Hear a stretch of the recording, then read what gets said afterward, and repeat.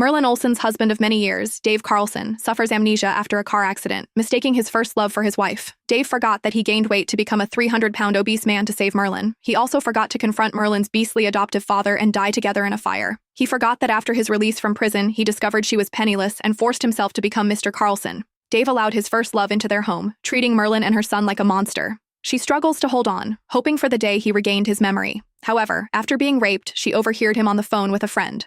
If I had met Merlin first, perhaps Lily Franco would be the one I used as practice for marriage now. But Lily is back. The position of Mrs. Carlson must be hers. I should have pretended to be a thug. That way she would have learned her lesson. Merlin watched him slam the door on her, and her eyes suddenly welled up. She had no intention of putting up with a man like this anymore. Turning away, she went downstairs and started the car. Her child was waiting for her at home. The car slowly started moving. The cold night wind rushed in through the car window. This was the first time she hadn't disturbed Dave's good time since she learned he was faking amnesia, yet he had someone deliberately rear-end her car. Does it feel good to bully someone, Merlin? Lily was so scared until she couldn't sleep all night. Are you satisfied now? He grabbed her by the back of her collar and slammed her against the smoking hood of the car. Even if you misunderstand me as your husband, you shouldn't have driven Lily to such a desperate situation. She just returned to the country all alone and helpless. You're still torturing her like this. Are you trying to kill her? Human life matters most. How can you be so cruel and shameless? The hood of the car sizzled against her cheek, but Merlin seemed oblivious to the pain. Who had been the one being mocked from beginning to end? And who was being intimidated now? Was she just supposed to obediently wait to die, without even the right to fight back?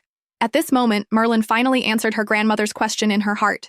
Because Dave no longer loved her. He had risked his life to donate bone marrow for her, served time in jail, and even gone to sea.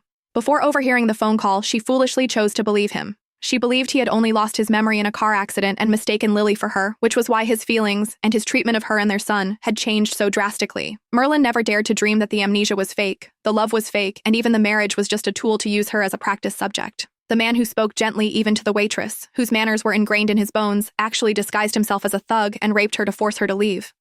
Thinking you're my husband. That's right. All these years it was just wishful thinking on her part, just a pathetic joke. She laughed, but unlike her usual gentle laughter, it revealed a calmer and more clear-headed side.